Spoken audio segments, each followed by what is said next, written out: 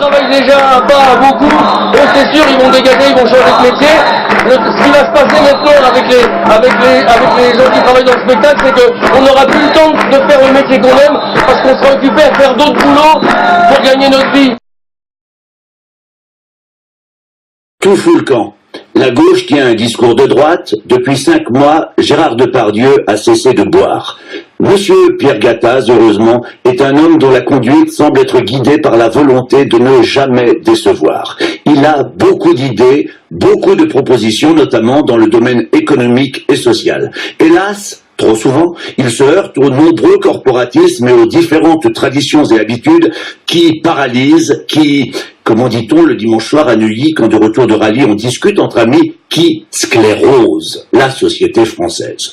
Après avoir judicieusement proposé la suppression du régime d'indemnisation chômage pour les intermittents du spectacle, après avoir adroitement suggéré de créer en France un salaire inférieur au SMIC, Monsieur Gattaz, c'est le Canard enchaîné qui vient de nous l'apprendre, a, en tant que patron de Radial, augmenté son salaire personnel de 29% en 2013.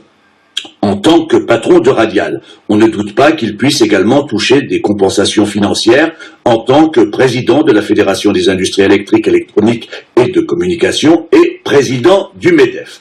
Des spécialistes en économie nous expliquent en long, en large et de travers que ce n'est pas du tout anormal, que ce n'est pas exagéré, que c'est dans l'ordre des choses. Monsieur Gattaz n'est qu'un gagne-petit tout juste classé 341e fortune de France en 2013 selon le magazine Challenge.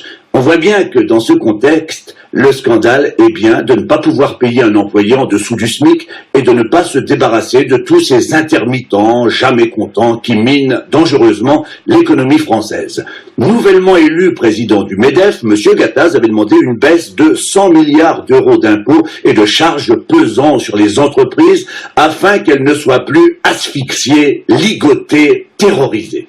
Si M. Gattaz a réussi à augmenter son salaire de 29%, c'est probablement parce qu'il se sent un peu moins asphyxié, ligoté, terrorisé.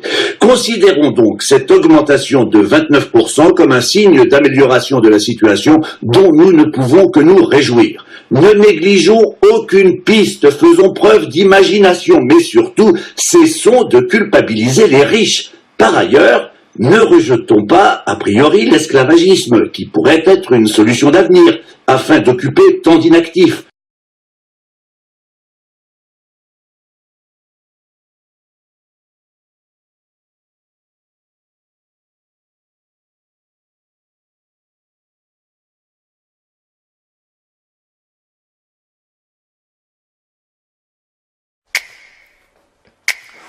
François, je me suis décidé de t'écrire rien que pour toi une petite chanson. On voulait bien se mettre à poil, t'aurais sûrement kiffé, mais c'était pas la solution. Tu sais François, on fait partie des gens qui bossent avec passion, conviction, on vend du rêve aux gosses. Tu sais François, on est la France qui se couche tard et qui se lève tôt. On est la France qui joue, qui danse, qui pense et qui chante.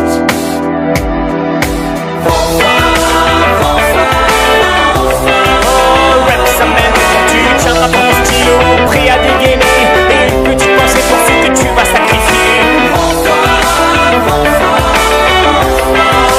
Rap ça mène, tu peux poser ton stylo, faire preuve de courage et on se souviendra de toi, tu peux être celui qui en a.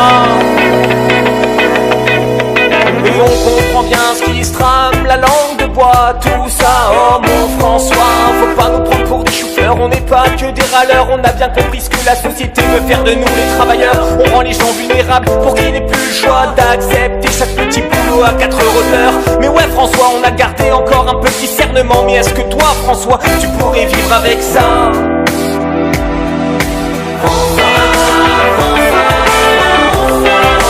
Rap ça même quand tu tiens dans ton stylo, prêt à dégainer et une petite pensée pour ce que tu vas sacrifier.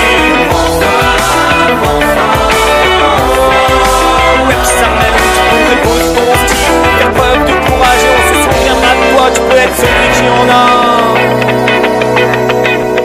Et comme à chaque fois on joue la même partition, que ça peut pas continuer comme ça. Mais tu sais François, tout ça c'est des conneries, des écrans de fumée, une machine bien huilée destinée à nous entuber. Mais pourtant on a des solutions qui feront gagner un paquet de pognon. Mais on nous a pas écouté, ça combattait la précarité. On défend les petits François, ceux qui en chient. Mais toi François, mais dis-moi tu protèges qui?